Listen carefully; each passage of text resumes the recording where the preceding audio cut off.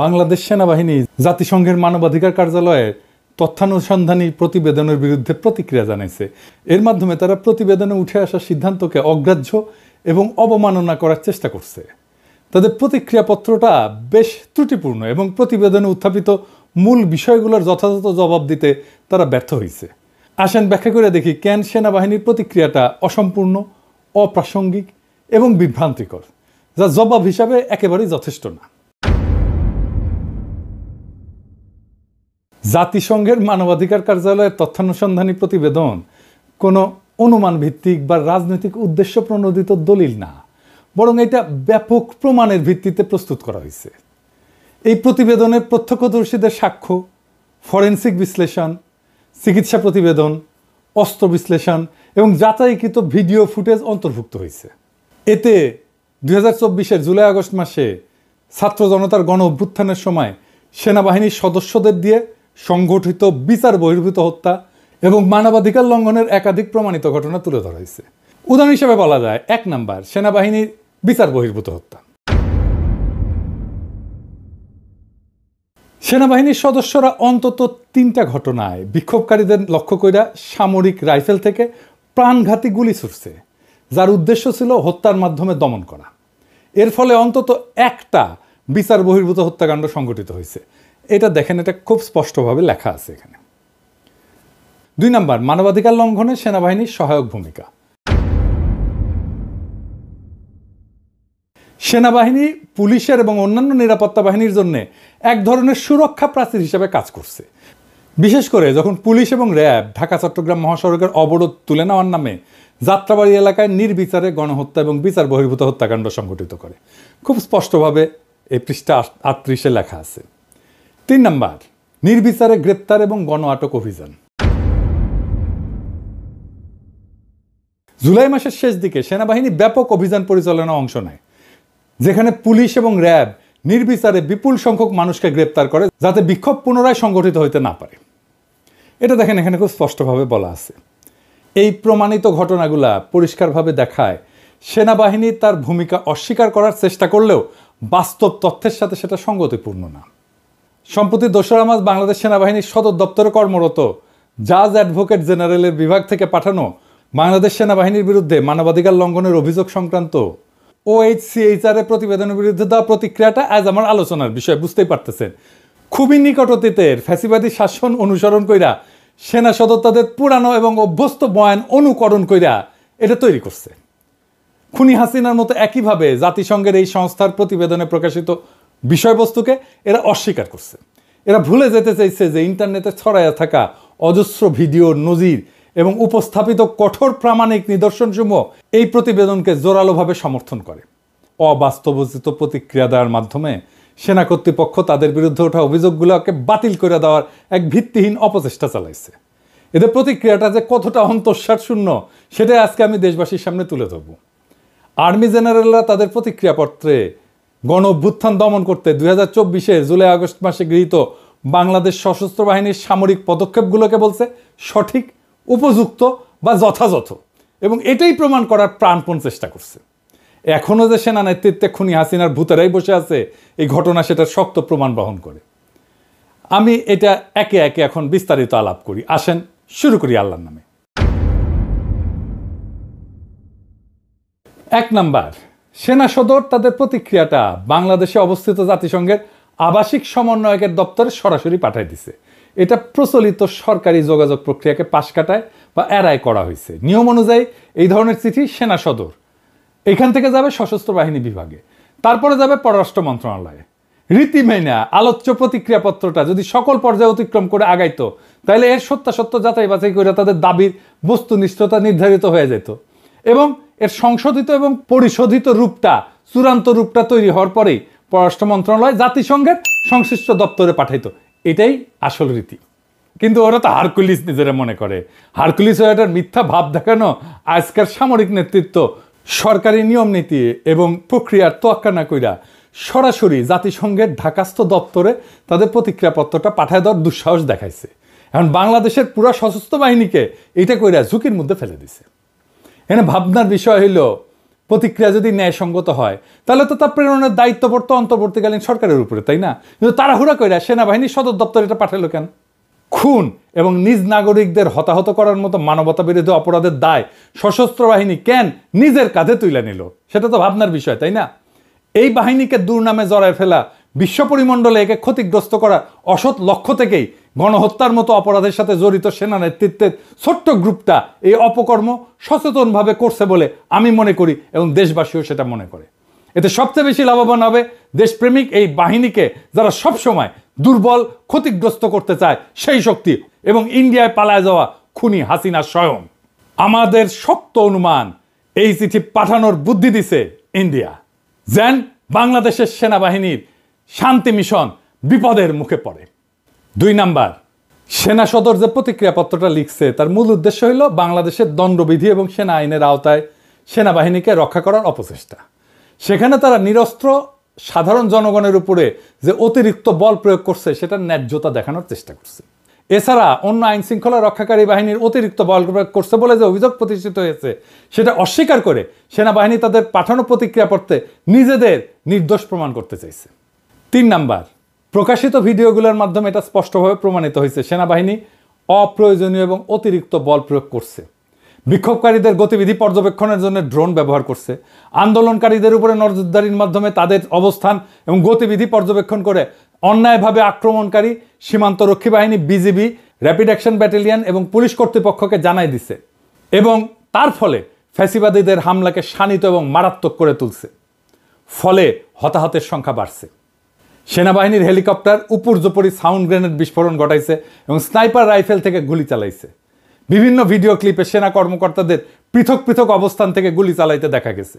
একসময় সেনাবাহিনীর নিজস্ব প্রতিবেদনে বিক্ষোভ দমন করতে 18,000 রাউন্ড গুলি চুরির কথা বলা হইলেও আলোচ্য প্রতিক্রিয়াপত্রে এখন এই যে বিবরণ দেওয়া হচ্ছে তা পূর্বের স্বীকারোক্তির সাথে সাংঘর্ষিক। এছাড়াও সেনাবাহিনীর বক্তব্যের কোথাও তাদের নিজেদের রুলস অফ এনগেজমেন্ট অনুসরণের কথা উল্লেখ নাই। এই বিষয়টা ব্যাপকভাবে পরীক্ষা নিরীক্ষা করা জরুরি। সেই সময় পরিচালিত সকল অপারেশন অডিট করা হলে বর্তমান সেনা নেতৃত্বের সকল জারিজুরি ফাঁস হয়ে যাবে বলে আমাদের বিশ্বাস। 4 নাম্বার, প্রতিক্রিয়াপত্রে দাবি করা হয়েছে গত জুলাই আগস্টের গণ অভ্যুত্থানকালে সেনাবাহিনীর দেশীয় এবং আন্তর্জাতিক আইনি কাঠামো মেনে চলছে। এতে বলা হয়েছে তারা জনপ্রশাসনকে সহায়তার জন্য মোতায়েন ছিল, কিন্তু বাস্তবে পুরো ঘটনা ছিল ভিন্ন। বিক্ষোভকারীরা ছিল নিরস্ত্র, তাদের আচরণ আগ্রাসী ছিল না, নিরাপত্তা বাহিনীর কাছে থেকে যথেষ্ট এবং নিরাপদ দূরত্ব বজায় রেখেই বিক্ষুব্ধ মানুষ অবস্থান করতেছিল। সংখ্যায় শত শত, কখনো হাজারে হাজারে মানুষ জড়ো হয়ে স্লোগান দিচ্ছিল, বাধার মুখে ইট পাটকেল ছুটছিল, সাউন্ড গ্রেনেড, টিয়ার গ্যাস, লাঠিপেটার বিরুদ্ধে জনতা নানান প্রতিরোধ গড়ে তোলার চেষ্টা চালাচ্ছিল। আর যখনই গুলি করা হচ্ছিল তখনই তারা 2 হাত প্রশস্ত কইরা বুক চিতায়, শির উঁচায়, সম্মুখে আগায় মৃত্যুকে আলিঙ্গন করতেছিল। ফলে তখন নিরস্ত্র আন্দোলনকারীদের উপরে সংগঠিত সেনাবাহিনী, সীমান্তরক্ষী বাহিনী, পুলিশ, র্যাব এবং আওয়ামী লীগের সশস্ত্র গোষ্ঠীগুলোর সীমাহীন বল প্রয়োগ, মাত্রাতিরিক্ত জুলুম এবং ভয়ঙ্কর সহিংসতাকে ন্যায়সঙ্গত বলে এখন প্রতিক্রিয়াপত্র লেখা অমার্জনীয় অপরাধ। 5 নাম্বার, কোনো দেশীয় বা আন্তর্জাতিক আইনি কাঠামোই নিরস্ত্র জনগণের উপরে প্রাণঘাতী বল প্রয়োগের অনুমতি দেয় না। আইন শৃঙ্খলার বিবেচনায় নিয়ন্ত্রণহীন পরিস্থিতিতে ম্যাজিস্ট্রেট লিখিত অনুমতি দিলে তার ভিত্তিতে বিক্ষুব্ধ মানুষকে প্রথমে সতর্ক করা হয়, তারপরে ফাঁকা গুলি ছুড়ে জনতাকে ছত্রভঙ্গ করার চেষ্টা করা হয়। সেটা ব্যর্থ হলে চূড়ান্ত পর্যায়ে অপ্রাণঘাতী বা দাঙ্গা নিয়ন্ত্রণকারী অস্ত্র দিয়ে শুধুমাত্র হাঁটুর নিচে আঘাত করার উদ্দেশ্যে গুলি চালানো যায়। কিন্তু গত জুলাই আগস্ট গণ অভ্যুত্থান চলাকালে বাংলাদেশ সেনাবাহিনী এর কোনো কিছু অনুসরণ বা মান্য করেনি। এখন 7 মাস পরে তখন সেনাবাহিনীর গৃহীত পদক্ষেপসমূহের বৈধতা প্রমাণ করতে হলে সেনা সদর দপ্তরের নিম্নলিখিত তথ্যগুলো সম্মুখে হাজির করা উচিত ছিল। 1 নাম্বার, কোথায় কোন স্থানসমূহ সেনাবাহিনী গুলি চালাইছে সেই যুদ্ধস্থল বা সংঘর্ষস্থলের তালিকা প্রকাশ করা। 2 নাম্বার, যে সকল ম্যাজিস্ট্রেট ওই সমস্ত স্থানে দায়িত্বে ছিলেন তাদের নামের তালিকা দেওয়া। 3 নাম্বার, সংশ্লিষ্ট ম্যাজিস্ট্রেটদের তখন স্বাক্ষরিত অনুমতি বা অনুমোদনের নথিপত্র প্রমাণ হিসাবে তুলে ধরা। এর কিছুই তারা করতে পারবে না এখন। এইবার আসেন পরের ইস্যু। বাংলাদেশ সেনাবাহিনী জাতিসংঘ শান্তি রক্ষা কার্যক্রমের UNDPKO এটার যে নির্দেশিকা সেটা গুরুতরভাবে লঙ্ঘন করে দেশবাসীর বিরুদ্ধে এই বিশ্ব সংস্থার লোগোযুক্ত সাজোয়া যান ব্যবহার করছে, যেটাকে আর্মার্ড পার্সোনাল ক্যারিয়ার বলা হয়। অনেক ক্ষেত্রে বিজেপি, পুলিশ, র্যাব এবং আওয়ামী লীগের সশস্ত্র গোষ্ঠীগুলো মোতায়েনকৃত সামরিক বাহিনীকে ঢাল হিসাবে ব্যবহার করছে। এই সুযোগ নিয়ে এই সকল বাহিনী প্রতিবাদী নিরীহ নাগরিকদের উপরে নির্বিঘ্নে নিপীড়ন চালাইছে। ভিডিও চিত্রে আরও দেখা গেছে, যখন নিরস্ত আন্দোলনকারীরা আক্রান্ত হচ্ছিল তখন সেনাবাহিনী কোথাও তাদের রক্ষার জন্য আগায় আসেনি, নীরব দর্শকের ভূমিকা পালন করছে। বিপরীতে আইন শৃঙ্খলা রক্ষায় নিয়োজিত বাহিনীগুলা কোথাও কোণঠাসা হয়ে পড়লে সেনাবাহিনী সেখানে জনতার উপরে আক্রমণ চালাইছে, অগণিত গুলি ছুটছে এবং এতে অজস্র মানুষ হতাহত হয়েছে। 7 নম্বর পয়েন্ট, যখন সেনাবাহিনী ও আধা সামরিক বাহিনী যৌথ অভিযান পরিচালনা করে তখন কমান্ড এবং নিয়ন্ত্রণ কাঠামো স্পষ্টভাবে সংজ্ঞায়িত হওয়া প্রয়োজন। সাধারণত এই ধরনের অভিযানে সুপিরিয়র ফোর্স অর্থাৎ সেনাবাহিনী নেতৃত্ব দেয়। তবে 2024 সালের জুলাই আগস্ট মাসে সেনাবাহিনী অধীনস্থ বাহিনী হিসেবে কাজ করছিল নাকি তারা নিয়ন্ত্রণ গ্রহণ করছিল সেটা তাদের বক্তব্যে স্পষ্ট না। এছাড়া এই অভিযান পরিচালনার জন্য কোনো যৌথ কমান্ড সেন্টার গঠিত হয়েছিল কিনা সে বিষয়ে সেনা সদর নিশ্চুপ থেকে কোনো একটা বড় সত্য আড়ালে রাখতে চাইছে। গত বছরের আন্দোলন বিক্ষুব্ধ সময় জুলাই মাসের 3য় সপ্তাহের পর থেকে দেশের বিভিন্ন এলাকায় অবস্থিত ক্যান্টনমেন্টগুলোকে কেন্দ্র করে সেই অঞ্চলের সকল আইন শৃঙ্খলা রক্ষাকারী বাহিনীর সমন্বয় সাধন এবং নেতৃত্ব প্রদানের দায়িত্ব অর্পিত হয়েছিল সংশ্লিষ্ট জিওসিদের উপরে। আমার বিনীত প্রশ্ন, এই বিষয়ে জেনারেল সাহেবেরা তাদের প্রতিক্রিয়াপত্রে এখন কেন কোনো কথা বলতেছেন না? 8 নাম্বার, সেনাবাহিনীর ভূমিকা বিশেষভাবে প্রশ্নবিদ্ধ হয়েছে যখন সেনাবাহিনী, police, RAB, BGB, Awami League সমর্থিত সশস্ত্র গোষ্ঠীগুলোর একত্রে ঢাকা চট্টগ্রাম মহাসড়ক বিশেষ করে যাত্রাবাড়ী এলাকা সাফ করতে যৌথ অভিযান পরিচালনা করে। সেনাবাহিনীর নিরাপত্তা বেষ্টনী তৈরি করা সেখান থেকে দমনকারীদের সামরিক কৌশলগত সহায়তা প্রদান করছিল, যাতে পুলিশ, র্যাব সহ মাঠে নামা অন্যান্য নিপীড়নকারী শক্তিগুলো নিরাপদে আন্দোলনকারীদের উপরে সাঁড়াশি আক্রমণ চালাইতে পারে। সেদিন বিক্ষোভরত শিক্ষার্থী জনতার উপরে চালানো অভিযানে সেনাবাহিনী প্রাণঘাতী গুলি ছুড়ছে, সেখানে তারা বহু প্রতিবাদকারীকে হতাহত করে ছত্রভঙ্গ করছে। 9 নাম্বার, 2024 সালের 22 জুলাই সেনাপ্রধান যাত্রাবাড়ি পরিদর্শন করেন। সেখানে 17 থেকে 21 জুলাইয়ের মধ্যে ব্যাপক হত্যাকাণ্ড সংঘটিত হয়।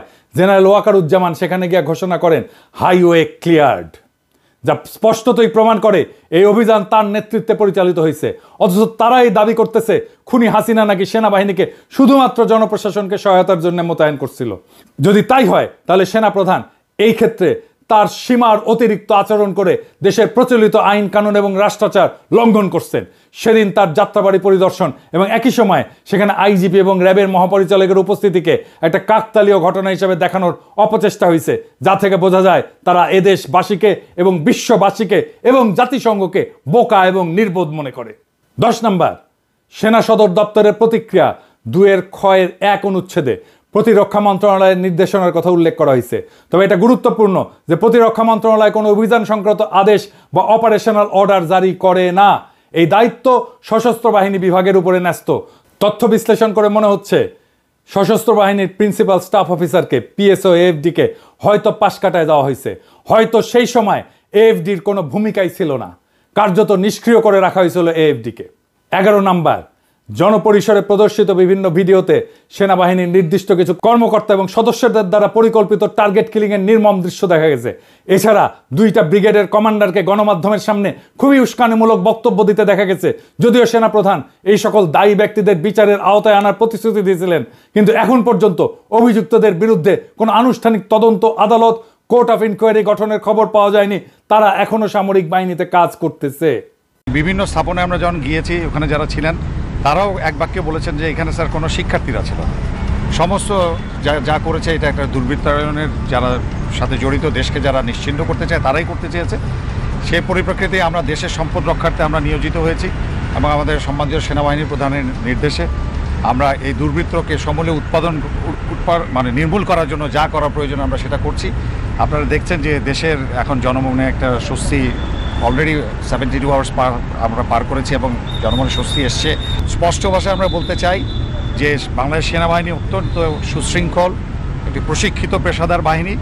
আমরা আমাদের কার্যপরিধি সম্বন্ধে আমরা জানি এবং যে উদ্দেশ্যে আমরা এসেছি যে দুর্বৃত্তদেরকে নির্মূল করা এবং জনমনে স্বস্তি ফিরে নিয়ে আসা, সেটা আমরা ইনশাল্লাহ পুঙ্খানুপুঙ্খভাবে করব এবং জনমনে দ্রুতই স্বস্তি ফিরে আসবে বলে আশা করি।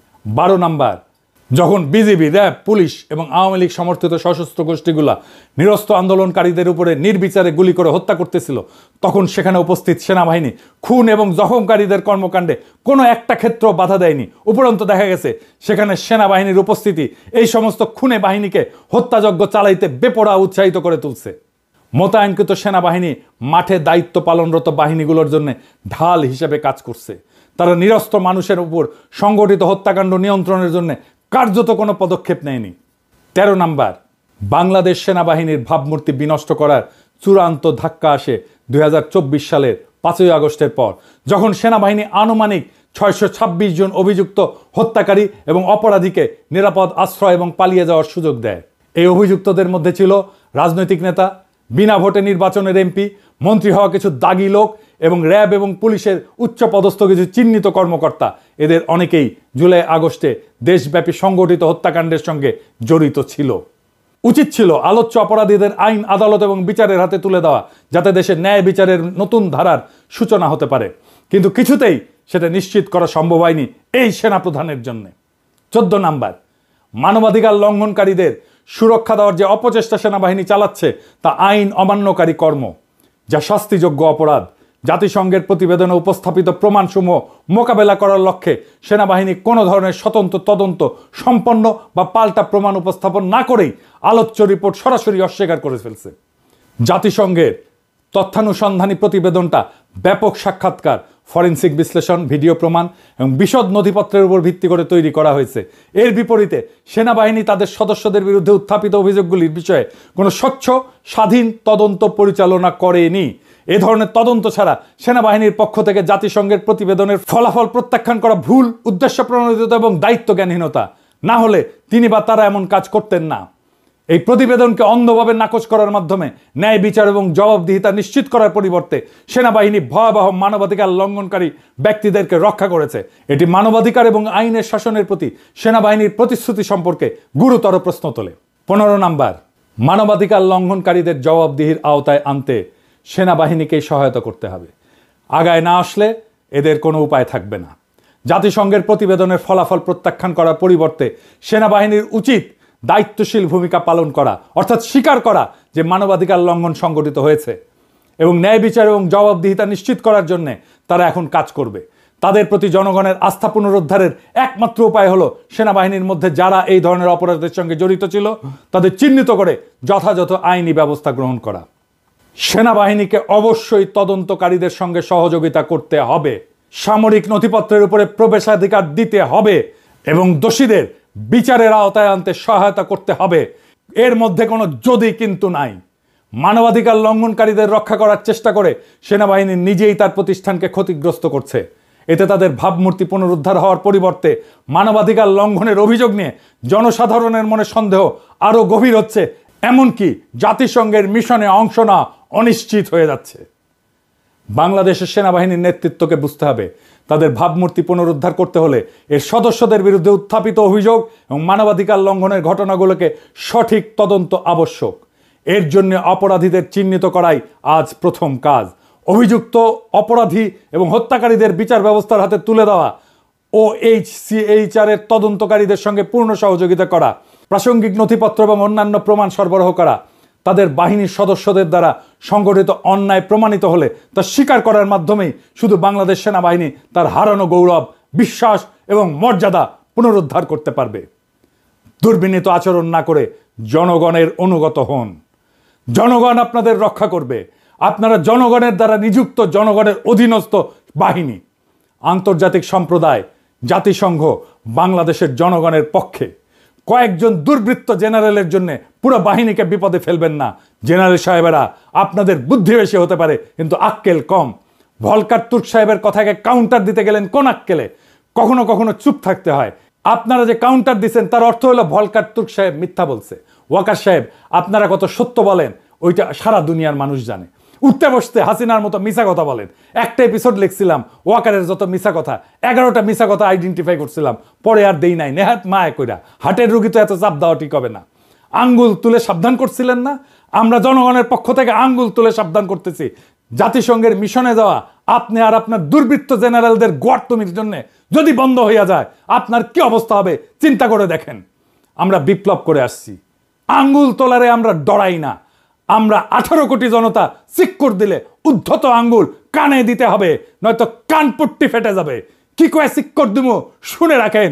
ইনকিলাব জিন্দাবাদ।